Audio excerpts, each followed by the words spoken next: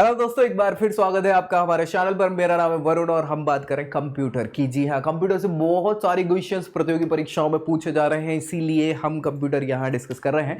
और पिछले वीडियोस में हमने बहुत सारे बेसिक कॉन्सेप्ट जो हैं कंप्यूटर के डिस्कस कर लिए, जहाँ से क्वेश्चन 100% पूछे जाते हैं। अब जो आज हम इस वीडियो में डिस्कस करने वाले हैं वो कंप्यूटर के सॉफ्टवेयर्स की बात करने वाले हैं, जहाँ से 1 से 2 क्वेश्चन हर एग्जाम में पूछे जा रहे हैं कि कौन सा सिस्टम सॉफ्टवेयर है, कौन सा एप्लीकेशन सॉफ्टवेयर है, कौन सा यूटिलिटी सॉफ्टवेयर, ये सॉफ्टवेयर होते क्या हैं, ये सारी चीजें। इससे पहले के वीडियोस में हमने हार्डवेयर वाली चीजों पे डिस्कस कर लिया था, मतलब हमने इनपुट डिवाइस जो दिखते हैं जिन्हें छू सकते हैं, आउटपुट डिवाइसेस की बात कर ली, मेमोरी यूनिट की बात कर ली। ये सारी ऐसी चीजें थी जो हार्डवेयर के रूप में हम डिस्कस कर रहे थे कंप्यूटर सिस्टम में और जो हम छू सकते थे। अब सॉफ्टवेयर को हम छू नहीं सकते भैया, और अलग अलग प्रकार से सबसे ज्यादा उपयोगी नहीं सॉफ्टवेयर का ही होता है कंप्यूटर में, क्योंकि अलग अलग प्रकार के कार्य हम कंप्यूटर में करते हैं और वो जो कार्य करते हैं वो सॉफ्टवेयर की मदद से ही करते हैं। तो सारे के सारे जो सॉफ्टवेयर्स होते हैं उन पे हम डिस्कस इस वीडियो में करने वाले हैं। वीडियो को आखिर तक देखना है और 1 से 2 क्वेश्चन यहां से बनेंगे, पक्की बात है। तो दोस्तों, मैं भी शेयर कर देना है और चैनल सब्सक्राइब तो कर ही लेना है। क्यों? क्योंकि सारी तैयारी प्रतियोगी परीक्षाओं की यही इसी चैनल पर होने वाली है। तो चलिए स्टार्ट करेंगे कंप्यूटर के सॉफ्टवेयर। सॉफ्टवेयर मतलब जो है ऐसी चीजें जिन्हें हम छू नहीं सकते लेकिन सारे काम होते इसी पे, है ना। और अच्छी डेफिनेशन समझ लेते हैं यहाँ पे, बहुत सी सिंपल से शब्दों में। यहाँ पे डिफरेंट एस्पेक्ट कंप्यूटर के सॉफ्टवेयर, उसके अंतर्गत कैटेगरी कितनी है और कौन कौन से सॉफ्टवेयर हैं, एप्लीकेशन हो गया, एम्बेडेड सॉफ्टवेयर, ये तो हमें पढ़ना है, वो चीज मैंने यहाँ लिखी है। सॉफ्टवेयर कई प्रोग्राम का क्या होते हैं, ग्रुप होता है। बहुत सारे प्रोग्राम्स का ये ग्रुप होते हैं और किसी भी कंप्यूटर के कार्यों को करने के लिए, संपन्न करने के लिए ये सहायता प्रोवाइड कराते हैं। सॉफ्टवेयर को हार्डवेयर संसाधनों का उपयोग भी कहा जा सकता है। बिल्कुल सच्चाई है, क्योंकि इसके माध्यम से हम इनपुट फिर आउटपुट डिवाइसेस में मेमोरी यूनिट्स का यूज करते हैं। हार्डवेयर कंपोनेंट्स का यूज करके हम सॉफ्टवेयर का प्रयोग करते हैं और सॉफ्टवेयर कंप्यूटर प्रणाली में कार्य करने के लिए बहुत ही आवश्यक हिस्सा होता है। बिना सॉफ्टवेयर के आप कोई काम नहीं कर सकते कंप्यूटर में। कैसे कर लोगे भाई? नहीं कर सकते। बहुत सारे काम होते हैं कंप्यूटर में, प्रोग्राम बनाना, प्रोसेस करना, ग्रुप सॉफ्टवेयर से संबंधित होते हैं। इनमें इंस्ट्रक्शन वगैरह हम प्रोवाइड कराते हैं ग्रुप्स के माध्यम से, ग्रुपिंग में। वो सारे काम कंप्यूटर में सॉफ्टवेयर के माध्यम से हो जाते हैं। तो प्रोग्राम में जो निर्देश हम देते हैं, कंप्यूटर उन निर्देशों के माध्यम से कार्य करता है और उन्हीं जिन चीजों पे कार्य किया जा रहा है वो सॉफ्टवेयर कहलाते हैं, याद रखिएगा। ठीक है, जैसे हमें कोई भी टेक्स्ट लिखना है या टेक्स्ट पे काम कराना है तो वो भी सॉफ्टवेयर के माध्यम से, यहाँ पे टेक्स्ट सॉफ्टवेयर होता है ना, वो टेक्स्ट प्रोवाइड करवाता है। अब क्या क्या काम है कंप्यूटर के, तो कंप्यूटर क्या करेगा, सॉफ्टवेयर क्या करेगा, सॉफ्टवेयर कंप्यूटर को प्रारंभ करने का काम भी करेगा, वो भी सॉफ्टवेयर का ही काम है। नहीं तो कंप्यूटर चालू ही नहीं होगा। केवल लाइट चालू कर देने से, खटका चालू कर देने से, बटन दबा देने से कंप्यूटर चालू नहीं होता। उसमें भैया हमने बात करी थी, कंट्रोल यूनिट होता है जो कि क्या करता है, सारे इनपुट आउटपुट डिवाइसेस के बीच में सामंजस्य स्थापित करता है। तो भैया अगर वो ही नहीं ढंग से लगे होंगे, सॉफ्टवेयर ही ढंग से नहीं होगा तो कंप्यूटर चालू ही नहीं होगा। तो कंप्यूटर को चालू करने का काम भी सॉफ्टवेयर ही करता है। स्टार्टिंग यहीं से, लेटर टाइप करने के लिए भी सॉफ्टवेयर लगते हैं, चार्ट बनाने के लिए भी, प्रेजेंटेशन के लिए भी, डेटा को मैनेज करने के लिए भी। आप इंटरनेट उपयोग करना चाहते हैं तो उसके लिए भी सॉफ्टवेयर लगेगा भाई साहब। और ऑपरेटिंग सिस्टम तो है ही, जिसके बिना कंप्यूटर चालू हो भी जाएगा तो काम नहीं करेगा। कंप्यूटर चालू हो गया लेकिन ऑपरेटिंग सिस्टम ही आपका ओएस ही गड़बड़ है तो फिर चालू नहीं होगी चीजें, तो भी आप ये चीजें यूज नहीं कर पाएंगे। ये सारी की सारी चीजें यहाँ पे कंप्यूटर से रिलेटेड क्या है, सॉफ्टवेयर ही कहलाती हैं। अब सॉफ्टवेयर अलग अलग प्रकार के हो सकते हैं, जी हाँ, जिनको हम डिटेल में एक एक करके पढ़ने वाले हैं। तो उपयोगिता बात करें, किस प्रकार से कहां कैसे यूज होते हैं, यूटिलाइजेशंस की बात करें, उस हिसाब से सारे के सारे सॉफ्टवेयर हो सकते हैं। जैसे कि अगर हम बात करें तो कंप्यूटर में सॉफ्टवेयर जो है 3 भागों में बांटे जा सकते हैं। एक तो होता है सिस्टम सॉफ्टवेयर, और ये क्वेश्चन सीधा सीधा पूछा जाता है, इसलिए इसको याद रख लेना है आपको कि सॉफ्टवेयर के प्रकार कितने हैं, कंप्यूटर में कितने प्रकार के सॉफ्टवेयर होते हैं। 3 ही प्रकार के सॉफ्टवेयर होते हैं। एक होता है सिस्टम सॉफ्टवेयर। क्या है भैया? सिस्टम सॉफ्टवेयर ये सारे के सारे सिस्टम को तालमेल बिठाने का काम करते हैं। सिस्टम सॉफ्टवेयर कौन कौन से होते हैं, क्या है, हम डिटेल में इस पर भी डिस्कस करेंगे। एप्लीकेशन सॉफ्टवेयर ये सारी की सारी एप्लीकेशंस प्रोवाइड कराते हैं। एप्लीकेशन मतलब कार्य प्रोवाइड कराते हैं, अनुप्रयोग करवाते हैं, जो भी काम करने हैं वो सारे सॉफ्टवेयर एप्लीकेशन सॉफ्टवेयर के अंतर्गत आ जाते हैं। कौन कौन से हम डिस्कस करेंगे। यूटिलिटी सॉफ्टवेयर, ये यूटिलिटी सॉफ्टवेयर सामंजस्य का ही काम करते हैं, इनपुट आउटपुट डिवाइसेस के बीच में, सिस्टम के बीच में यूटिलिटी का प्रयोग करने के लिए ये सॉफ्टवेयर होते हैं। कौन कौन से होते हैं इन सब पे हम डिटेल में डिस्कस करेंगे, लेकिन ये याद रखना है कि सिस्टम सॉफ्टवेयर जो है वो 3 प्रकार के ही होते हैं बेसिक आपके कंप्यूटर के, सिस्टम, एप्लीकेशन और यूटिलिटी। जी हाँ, चलिए एक एक को पढ़ें। तो सिस्टम सॉफ्टवेयर की बात कर लें। सिस्टम सॉफ्टवेयर या ये सॉफ्टवेयर एक भी हो सकता है और एक से ज्यादा भी हो सकते हैं, कोई भी सॉफ्टवेयर के साथ ऐसा हो सकता है, डोंट वरी। हमेशा याद रखना सिस्टम सॉफ्टवेयर एक या अधिक प्रोग्राम का ग्रुप हो सकता है। अब ये चाहे सिस्टम सॉफ्टवेयर की बात हो, चाहे एप्लीकेशन सॉफ्टवेयर की बात हो, चाहे यूटिलिटी सॉफ्टवेयर की बात हो, सारे ऐसे हो सकते हैं, ग्रुप में भी हो सकते हैं। ठीक है, कंप्यूटर सिस्टम में होने वाले जितने भी कार्य हैं उन कार्यों को नियंत्रित करने के लिए इनको बनाया जाता है। इसको सिस्टम सॉफ्टवेयर को जितने भी कंप्यूटर के अंदर कार्य होने वाले हैं उनको नियंत्रित करने के लिए बनाए जाने वाले जितने भी सॉफ्टवेयर हैं उनको क्या कहेंगे? सिस्टम सॉफ्टवेयर कहते हैं, क्योंकि सिस्टम बनाने का काम कौन करते हैं? नियंत्रित करने का काम यही सॉफ्टवेयर करते हैं। ठीक है, जैसे अगर हम बात करें यूजर ने कंप्यूटर सिस्टम में क्या किया, कार्य करना है, तो जो भी काम वो करेगा वो इन्हीं सॉफ्टवेयर की सहायता से करेगा, इनका संचालन भी इन्हीं सॉफ्टवेयर की मदद से होगा। जैसे अगर बात करें कोई भी कंप्यूटर सिस्टम में जो भी सॉफ्टवेयर है उनको चलाना है, चालू करने का काम भी कहां होगा? सिस्टम सॉफ्टवेयर की मदद से होगा। कंप्यूटर के अलग अलग भागों को, चाहे वो इनपुट डिवाइस हो चाहे आउटपुट डिवाइसेस हो, हार्ड डिस्क हो गई, प्रिंटर हो गई, इन सबको कनेक्ट करने का, सामंजस्य स्थापित करने का काम भी सिस्टम सॉफ्टवेयर करे। और जितने भी सॉफ्टवेयर हैं उनको विकास करने में मदद कौन करेंगे? यही सिस्टम सॉफ्टवेयर करेंगे। और कंप्यूटर के सभी भागों को, मेमोरी, सीपीयू, जितने भी भाग हैं उन सबको कनेक्ट करने का, नियंत्रण करने का काम भी यही सिस्टम सॉफ्टवेयर करते हैं।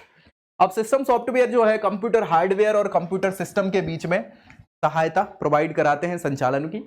और इसमें ऑपरेटिंग सिस्टम, चाहे ड्राइव्स की बात हो, डायग्नोसिस की बात हो, टूल्स की बात हो, सर्वर की हो, इन सारी चीजों को कोऑर्डिनेट करने का काम इन्हीं से सिस्टम सॉफ्टवेयर के माध्यम से होता है। तो आप देखें अगर कौन कौन से सिस्टम सॉफ्टवेयर हो सकते हैं, तो सबसे पहले तो ऑपरेटिंग सिस्टम ही आपका सिस्टम सॉफ्टवेयर हो सकता है। मतलब जो आप विंडोज की बात करें, लाइनक्स की बात करें, डॉस की बात करें, जिस भी चीज की ये ऑपरेटिंग सिस्टम होते हैं वो सारे के सारे क्या है? सिस्टम सॉफ्टवेयर कहलाते हैं। तो ये क्वेश्चन कई बार पूछ लिया जाता है कि डॉस कौन सा सॉफ्टवेयर है? क्या? डॉस मतलब डिस्क ऑपरेटिंग सिस्टम कौन सा सॉफ्टवेयर है? तो याद रखना ये क्या है? सिस्टम सॉफ्टवेयर है, क्योंकि जितने भी ऑपरेटिंग सिस्टम होंगे वो तालमेल बिठाने का काम करेंगे, इसलिए वो हमेशा से सिस्टम सॉफ्टवेयर होंगे, जितने भी ऑपरेटिंग सिस्टम है। और ये क्वेश्चन हमेशा पूछा जाता है एग्जाम में। इसके अलावा असेंबलर की बात करें, कंपाइलर की बात करें, इंटरप्रेटर की बात करें, ये सभी क्या है? आपके सिस्टम सॉफ्टवेयर है। असेंबल करने के लिए, कंपाइल करने के लिए और इंटरप्रिटेशन के लिए लैंग्वेज के ये सॉफ्टवेयर यूज होते हैं, जिनको हम सिस्टम सॉफ्टवेयर कहते हैं। बिना इनके कोई काम कंप्यूटर नहीं कर पाएगा। क्यों? क्योंकि लैंग्वेज ट्रांसफर और सारी चीजों को यही करते हैं। सिस्टम सॉफ्टवेयर को स्थायी यानी कि नॉन वॉलेटाइल भंडार करने के लिए इंटीग्रेटेड सर्किट में स्टोर किया जाता है, तो इसे सामान्यतः फर्मवेयर नाम दिया जाता है। क्या नाम दिया जाता है? फर्मवेयर बोल देते हैं। अगर हम इसको स्टोर करके रख रहे हैं तो वो फर्मवेयर कहलाते हैं। और संक्षेप में सिस्टम सॉफ्टवेयर प्रोग्राम का एक ऐसा ग्रुप है जो कि सिस्टम में हार्डवेयर का संगठन, उपयोग और नियंत्रण करता है। ये आपको मैं पहले ही बता चुका हूं। तो सिस्टम सॉफ्टवेयर समझ में आ गया? वो सारे के सारी चीजों का सामंजस्य बनाना, नियंत्रण बनाना, ये सारे काम करने का काम सिस्टम सॉफ्टवेयर का होता है। एप्लीकेशन सॉफ्टवेयर ये इंपॉर्टेंट है और यहां से क्वेश्चन कई बार बन जाते हैं। एप्लीकेशन सॉफ्टवेयर मतलब सारी की सारी एप्लीकेशन उपयोगिताओं से रिलेटेड कार्य करने के लिए ये सॉफ्टवेयर होते हैं। अलग से ये सॉफ्टवेयर जनरेट किए जाते हैं। ये वह सॉफ्टवेयर होते हैं, एप्लीकेशन सॉफ्टवेयर, जिनमें हम अपना वास्तविक कार्य करते हैं। वास्तविक कार्य करने के लिए ये सॉफ्टवेयर बनाए जाते हैं। इनका काम निश्चित ऑपरेटिंग सिस्टम पर निश्चित प्रकार के काम करने का होता है। ठीक है, ये हमेशा operating system to operating system work करते हैं, याद रखिएगा। जैसे आपने एप्पल का नाम सुना होगा, iOS पे वर्क करता है, उस पर बहुत सारे नहीं चलते एप्लीकेशंस, है ना, नहीं चलते ना ऐप, हाँ वैसी सारी चीजें हैं। तो ये अलग अलग ऑपरेटिंग सिस्टम के लिए अलग अलग सॉफ्टवेयर हो सकते हैं। यदि आपको कोई पत्र लिखना है मान लो, तो वर्ड प्रोसेसर चलेगा सॉफ्टवेयर जो आपको पत्र लिखने में मदद करेगा। और यदि मान लो किसी कर्मचारी का रिकॉर्ड आपको रखना है तो उसके लिए डेटाबेस सॉफ्टवेयर की जरूरत पड़ेगी, है ना। यदि आपको पे स्लिप के लिए कोई जरूरत है, कंपनी के पे स्लिप देना है उन्हीं कर्मचारियों की, तो एक नया सॉफ्टवेयर स्प्रेडशीट यूज करना पड़ेगा। तो ऐसे अलग अलग प्रकार के काम करने के लिए अलग अलग एप्लीकेशन सॉफ्टवेयर हो जाते हैं जो अलग कामों के लिए वर्क करते हैं। ठीक है, अब बस इनको हम डिटेल में डिस्कस करेंगे आगे चल के, डोंट वरी। उदाहरण के लिए अगर कोई बैंक है या हॉस्पिटल है, इनमें अलग अलग प्रकार की व्यवस्थाओं के लिए ये एप्लीकेशन सॉफ्टवेयर हो सकते हैं। एप्लीकेशन सॉफ्टवेयर के द्वारा एक प्रयोक्ता होता है, एक से अधिक कार्यों को पूरा कर सकता है। और अनुप्रयोगों में औद्योगिक स्वचालन वगैरह, business software, educational software, medical software, database और गेम्स के लिए अलग अलग एप्लीकेशंस बन सकती है। ये एप्लीकेशन सॉफ्टवेयर कहलाता है। ठीक है। अब अगर हम बात करें सबसे बड़ा प्रयोगकर्ता जो है व्यापार जगत एप्लीकेशन सॉफ्टवेयर का माना जाता है। अलग अलग गतिविधियों के क्षेत्र में अलग अलग एप्लीकेशन सॉफ्टवेयर यूज होते हैं, ऐसी कोई समस्या है नहीं। तो अलग अलग कार्यों के स्वचालन में इनका उपयोग होता है। और उदाहरण देखें तो वर्ड प्रोसेसिंग के लिए स्प्रेडशीट, प्रेजेंटेशन, डेटाबेस मैनेजमेंट, इन सारी चीजों में एप्लीकेशन सॉफ्टवेयर लगता है। हालांकि इन सारी चीजों को हम डिटेल में पढ़ने वाले हैं आगे के वीडियोस में, हाँ, क्योंकि यहां से क्वेश्चन सीधे सीधे बनते हैं, ठीक है। लेकिन फिर भी एक वर्ड प्रोसेसिंग के लिए, जैसे हम इसमें वर्ड प्रोसेसिंग में, हाँ, माइक्रोसॉफ्ट वर्ड कहलाता है ये, इसमें आप जाओगे तो इसमें आप लिखना चालू कर दोगे सारी चीज़ें, और ये लेटर वगैरह लिखने के लिए आप यूज़ कर सकते हैं, अपने शब्दों पर प्रक्रिया कर सकते हैं, ठीक है। तो ये क्या है, एप्लीकेशन सॉफ्टवेयर है। कौन सा, वर्ड प्रोसेसिंग या माइक्रोसॉफ्ट वर्ड क्या है, एप्लीकेशन सॉफ्टवेयर। ये कई बार क्वेश्चन पूछा जा चुका है, याद रखना है आपको। इसके अलावा आप देखें तो टेक्स्ट डालने के लिए, है ना, बदलाव करना, सुधार करना, संग्रहण करना, प्रिंट करना, प्रोग्राम में टाइपिंग या भाषा की त्रुटियों को आसानी से ढूंढना, ये सारे काम इसमें हो सकते हैं, ठीक है। MS वर्ड हो गया, वर्ड स्टार हो गया। वर्ड प्रोसेसर का प्रयोग ऑफिस में कार्य करने के लिए किया जा सकता है, लेटर, रिपोर्ट राइटिंग वगैरह में ये यूज होता है। इसके अलावा स्प्रेडशीट की बात करें तो एक्सेल वगैरह आपने नाम सुना होगा। ये क्या करती है, स्प्रेडशीट होती है, ये क्या है, रॉ और कॉलम के रूप में कार्य करती है। वहां पे आप सारा डेटा सुरक्षित रख सकते हैं, डेटा को आसानी से प्रभावशाली ढंग से सुधार सकते हैं, विश्लेषित कर सकते हैं। ये स्प्रेडशीट, ये भी एप्लीकेशन सॉफ्टवेयर है, याद रखिएगा। MS एक्सेल बोल सकते हैं, स्प्रेडशीट बोल सकते हैं, है ना। तो MS एक्सेल, लोटस वगैरह ये वही सॉफ्टवेयर है जो स्प्रेडशीट का कार्य करते हैं, और ये एप्लीकेशन सॉफ्टवेयर के अंदर आते हैं। ये क्वेश्चन कई बार पूछा जा चुका है एग्जाम में, तो याद रखना है आपको, ठीक है। स्प्रेडशीट एप्लीकेशन क्या करेगी, कंप्यूटर एप्लीकेशन है जिसमें डेटा को अकाउंटिंग डेटा के रूप में यूज किया जाता है, रो और कॉलम के माध्यम से। इसमें वर्कशीट वगैरह आप बहुत तेजी से सेल के रूप में चीजों को छाट सकते हैं या अरेंज कर सकते हैं, सारी चीजें। सूत्र हैं, अलग अलग फॉर्मूला की सहायता से आप इसमें गुणा, भाग, जोड़, घटाना सब चीजें कर सकते हैं, हाँ, स्प्रेडशीट के अंदर।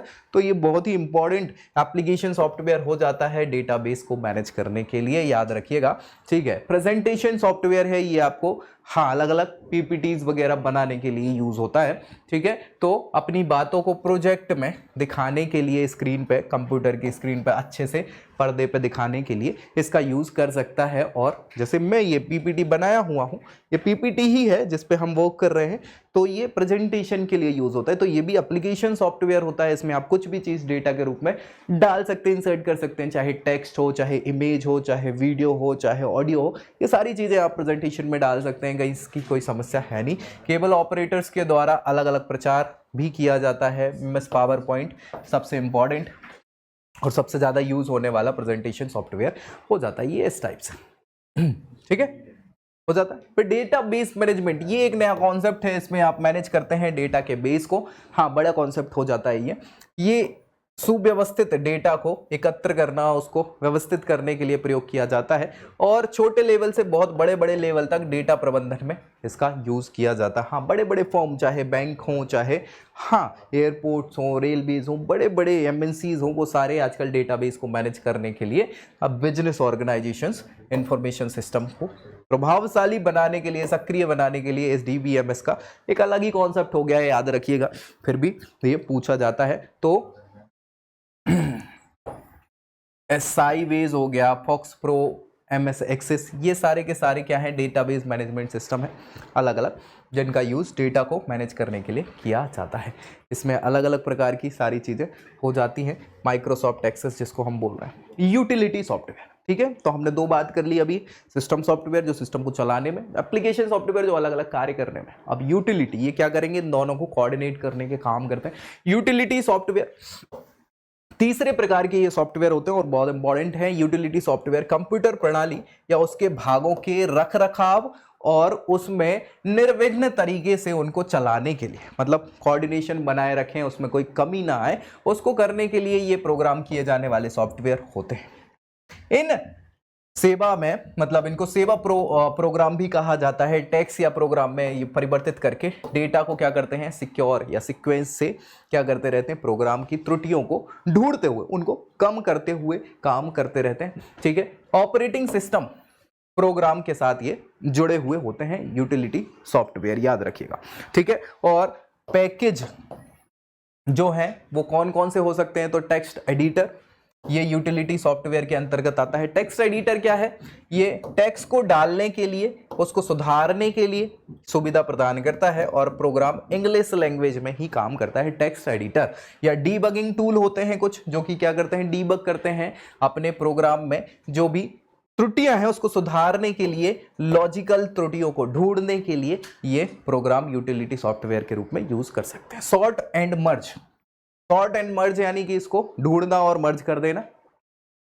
इसका प्रयोग डेटा को क्या करने के लिए, किसी पर्टिकुलर दिशा में क्रमबद्ध तरीके से उसको मिलाने के लिए यूज कर सकते हैं। इसके अलावा मेमोरी डंप प्रोग्राम, क्या है मेमोरी डंप प्रोग्राम, जिसमें क्या कर सकते हैं आप, एप्लीकेशन अगर चल रही है कोई प्रोग्राम में तो उसमें मेमोरी डालने का काम या उसमें प्रिंट करने के लिए इसका प्रयोग किया जा सकता है। इसके अलावा डिस्क डिफ्रेंसमेंट्स है ना, तो डिस्क के डिफ्रेगमेंट करने के लिए, डिफ्रेगमेंट मतलब होता है अलग अलग डिस्क को बांटने के लिए, हाँ, यूटिलिटी सॉफ्टवेयर का यूज कर सकते हैं आप। इसमें कंप्यूटर की फाइल्स को डिटेक्ट करके उसको अलग अलग डिस्क में रख सकते हैं। उससे क्या होता है कि कंप्यूटर की कुशलता भी बढ़ती है, कार्य क्षमता बढ़ जाती है, और इसमें डिस्क को चेक कर सकते हैं, हार्ड डिस्क की विषय वस्तु को बांट सकते हैं। ये सारे काम आप कर सकते हैं डिस्क डिफ्रेगमेंटर्स के तौर पे।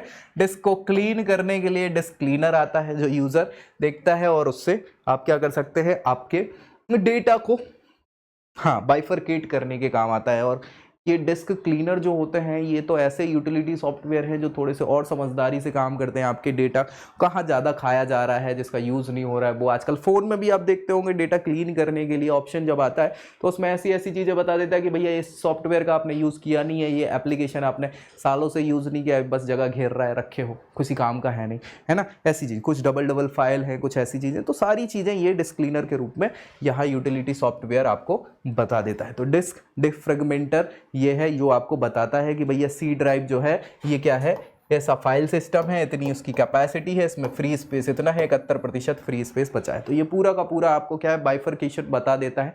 हाँ, ये यूटिलिटी सॉफ्टवेयर के अंतर्गत आता है ताकि आपको क्या है, बेटर मैनेजमेंट मिल पाए।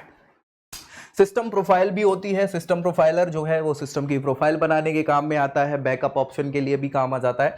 वायरस स्कैनर हो गया, वायरस को स्कैन करने के लिए, वायरस प्रोटेक्शन के लिए। ये सारे के सारे यूटिलिटी सॉफ्टवेयर होते हैं जो अपने सिस्टम के कोऑर्डिनेशन को बनाने में आपको काम आते हैं। ये सिस्टम इन्फॉर्मेशन आप देख पा रहे होंगे, आप चेक करेंगे जब जाएंगे आप कंट्रोल पैनल में, तो सिस्टम इन्फॉर्मेशन में आपको ये सारी चीज़ें मिल जाएंगी, जिसमें एक एक चीज़ आपको बता दी जाएगी कि सिस्टम की समरी क्या है। ओएस का नाम है Microsoft Windows XP professional, version इसका ये है, इसमें मैन्युफैक्चरर ये है, सिस्टम का नाम ये है, manufacturer, model number, type number, सारी चीजें आपको, प्रोसेसर क्या है, एक एक जानकारी यहां आपको सिस्टम इंफॉर्मेशन में आपके सिस्टम की मिल जाएगी। तो ये इंपॉर्टेंट चीज होती है, सारी की सारी यूटिलिटी सॉफ्टवेयर के अंदर आती हैं। आर्काइव यूटिलिटी, आर्काइव यूटिलिटी में आप समझते हैं यूटिलिटी करने के लिए डायरेक्टरी या फाइल्स जो है इसमें उपलब्ध होती हैं सिस्टम में, और इनकी स्ट्रीम या फाइल आउटपुट करने के लिए ये आर्काइव यूटिलिटी यूज की जाती है।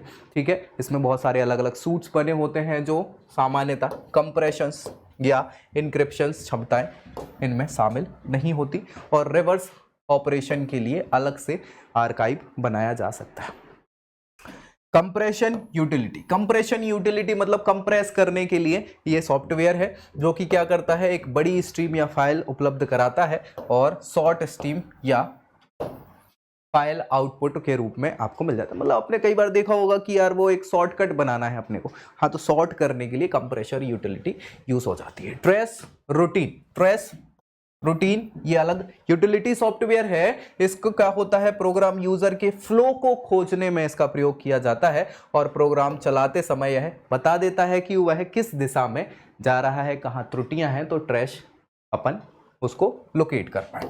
फाइल मैनेजर तो आप सभी जानते ही होंगे कि कैसे क्या नई फाइल बनाना, कॉपी करना, डिलीट करना, रीनेम करना, ये सारे फाइल मैनेजर के काम है। इनक्रिप्शन यूटिलिटी, ये इनक्रिप्ट कर देती है फाइल को। जी हाँ, जब कोई एक कुंजी की होती है प्लेन टेक्स्ट में उपलब्ध होती है, इनक्रिप्टेड स्ट्रीम को क्या करती है, इनक्रिप्टेड फाइल उत्पन्न करने के लिए उपयोग की जाने वाली ये यूटिलिटी सॉफ्टवेयर हो जाती है। हाँ भैया, इसमें कुछ MS DOS ये ऑपरेटिंग सिस्टम है, जैसे हमने कहा था कि ये सिस्टम सॉफ्टवेयर के अंतर्गत आता है ना। हाँ, तो ऑपरेटिंग सॉफ्टवेयर में एमएस डॉस चलता है। वैसे डिस्क ऑपरेटिंग सिस्टम के बाद माइक्रोसॉफ्ट डिस्क ऑपरेटिंग सिस्टम इसका पूरा नाम है। एमएस डॉस बहुत स्टार्टिंग में चलने वाला ये ऑपरेटिंग सिस्टम है और इसके बिना काम होता नहीं था, ठीक है। तो character use interface operating system इसको CUI बेस कहा जाता है। अपनी बहुत अच्छी विशेषताओं के लिए यूज़र को नई नई सुविधाएं प्रदान करता है, इसीलिए ये चलन में चलता रहता है।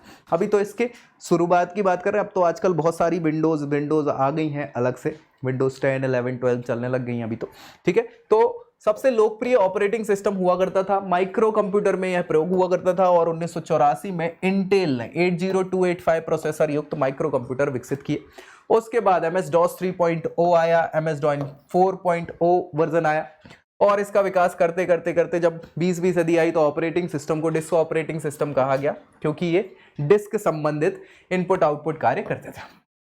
MS DOS ऑपरेटिंग सिस्टम तो है ही, यूजर और हार्डवेयर के बीच में सामंजस्य या मध्यस्थता स्थापित करता है और इसके परस्पर संबंध स्थापित करता है, जिससे यूजर को कंप्यूटर ऑपरेट करने में कोई दुविधा नहीं होती, सुविधा ही होती है, समस्याएं पैदा नहीं करता। MS DOS कीबोर्ड की सहायता से क्या करते हैं, ये कमांड प्रोसेस करते हैं और DOS कमांड को समझकर क्या करते हैं, सारे के सारे कार्य संपादित करते हैं, आउटपुट प्रदर्शित कर देते हैं।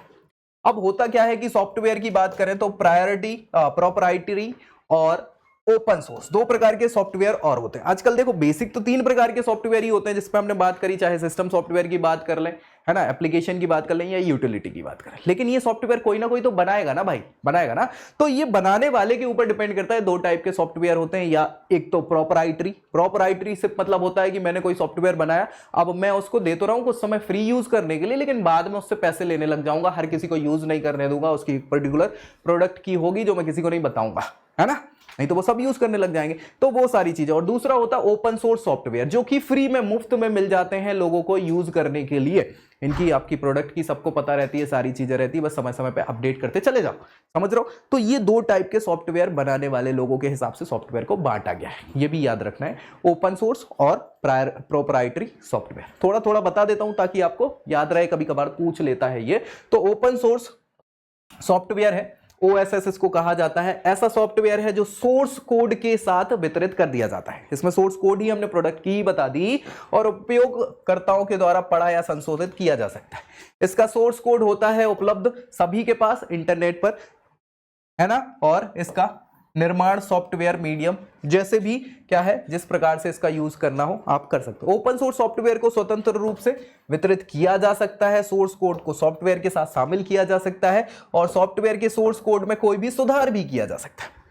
सोर्स कोड के संशोधित मतलब जो भी त्रुटियां हैं उसको सही करके संशोधित करके फिर से इसको वितरित किया जा सकता है और यह ओपन होता है, जिसमें क्या है, हस्तक्षेप की या बहिष्करण के संचालन या सॉफ्टवेयर के लाइसेंस की कोई जरूरत नहीं होती, याद रखिएगा। ओपन सोर्स सॉफ्टवेयर के कुछ टाइप्स देख लो। GNU लाइनेक्स, ये ओपन सोर्स है, ये कई बार क्वेश्चन पूछ लिया जाता है, लाइनेक्स किस प्रकार का सॉफ्टवेयर है, तो ये ओपन सोर्स सॉफ्टवेयर है, ये एग्जाम में कई बार पूछा जा चुका है। मोजिला फायरफॉक्स का नाम आपने सुना होगा, जी हाँ, ये भी एक सॉफ्टवेयर है, ओपन सोर्स सॉफ्टवेयर है। मोजिला आपने डाउनलोड भी किया होगा, ये इंटरनेट वगैरह चलाने के लिए यूज होता है ब्राउजर के तौर पर, ठीक है। BLC मीडिया प्लेयर का नाम सुना होगा, ये भी ओपन सोर्स सॉफ्टवेयर है। सुगर CRM हो गया, GIMP VNC, Apache web server हो गया और भैया लिब्रे ऑफिस हो गया, जो ऑफिस का काम प्रोवाइड कराता है। तो ये सारे के सारे ओपन सोर्स सॉफ्टवेयर है जिनके लिए सोर्स कोड प्रोवाइड रहते हैं और इसमें आप कोई भी चेंजेस कर सकते हैं, कोई दिक्कत नहीं होती। अब बात करें हम यहाँ पे प्रोप्राइटरी की, तो प्रोप्राइटरी सॉफ्टवेयर वैसे सॉफ्टवेयर होते हैं जो समझ ही गए होंगे आप, नहीं समझे तो मैं समझा देता हूँ कि इसमें क्लोज्ड सोर्स होता है सॉफ्टवेयर, ठीक है। इसमें सॉफ्टवेयर क्लोज्ड होता है, ओपन सोर्स नहीं होता है, क्लोज्ड सोर्स होता है जिसमें सोर्स कोड हम प्रोवाइड नहीं करते, ठीक है। कॉपीराइट सॉफ्टवेयर होते हैं ये सारे के सारे और प्रोप्राइटरी सॉफ्टवेयर के सोर्स जो है सुरक्षित रखे जाते हैं, ये हर किसी को प्रोवाइड नहीं किए जाते हैं और यह प्रॉपर्टी जो है वो किसकी, निर्माता की होती है या इसमें जिसने भी ये सॉफ्टवेयर है ना उसकी प्रॉपर्टी है, उसी को दी जाती है सारी चीजें, ठीक है। इस सॉफ्टवेयर में यूजर इसको पुनर्वितरित नहीं कर सकते, सुधार नहीं कर सकते, संशोधन नहीं कर सकते, ठीक है। हाँ, ये कुछ ही लोगों के लिए दिया जाता है, डिजाइन किया जाता है और उसके पैसे लगते हैं बाद में। अब कौन कौन से प्रोप्राइटरी सॉफ्टवेयर है, जैसे माइक्रोसॉफ्ट की विंडोज है, हाँ वो प्रोप्राइटरी है, माइक्रोसॉफ्ट ही यूज कर सकती है, हर कोई नहीं कर सकता। माइक्रोसॉफ्ट का ऑफिस हो गया, एडोब फ्लैश प्लेयर हो गया, PS3, अब तो PS5 आने लगा, ठीक है। OS हो गया, फोटोशॉप हो गया, गूगल अर्थ हो गया, स्काइप हो गया, ये सारे के सारे प्रोप्राइटरी सॉफ्टवेयर है, हर कोई इसको यूज नहीं कर सकता, जिनने बनाया है वही यूज करेंगे। और हाँ, आप पैसे देके इसका जरूर यूज कर सकते हैं, कोई दिक्कत इसमें है नहीं। तो ये सारे के सारे सॉफ्टवेयर थे कंप्यूटर से संबंधित जिनसे क्वेश्चंस पूछ लिए जाते हैं। अगर आप डिफरेंस की बात करें दोनों के बीच में क्या डिफरेंस है तो समझ तो गई होंगे। एक ओपन सोर्स होता है, एक क्लोज्ड सोर्स होता है। एक में सोर्स कोड दिया जाता है, एक में नहीं दिया जाता है। एक में आप क्या कर सकते हैं, अपडेट्स कर सकते हैं, पुनर्वितरित कर सकते हैं, इसमें नहीं कर सकते। इनके एग्जाम्पल दोनों लिख लो। तो ये डिफरेंस हो गए। अब ये सारे के सारे सॉफ्टवेयर हमने कंप्यूटर से संबंधित डिस्कस कर लिए हैं। यहां से क्वेश्चन बनते हैं जिसको आपको समझना है, सारे दोस्तों में इसको बांट भी देना है ताकि ये दोस्तों तक भी पहुंच जाए, उनके काम हो जाए। ठीक है, ये सॉफ्टवेयर की अलग अलग डिजाइन्स होती हैं, सारी चीजें जिसके माध्यम से ये सॉफ्टवेयर्स वर्क करते हैं। तो भैया कैसा लगा ये वीडियो? अच्छा लगे तो लाइक करना है, दोस्तों पे शेयर करना है और चैनल सब्सक्राइब तो कर ही लेना है। बाकी अगले वीडियो में हम डिस्कस करेंगे बहुत सारी लैंग्वेजेस हैं, प्रोग्रामिंग लैंग्वेजेस जिनसे संबंधित क्वेश्चन पूछ लिए जाते हैं कंप्यूटर के। तो मिलेंगे अगले वीडियो में, तब तक के लिए जय Hind. I hope you like this video. For more such videos, keep watching our channel And do not forget to like, share and subscribe.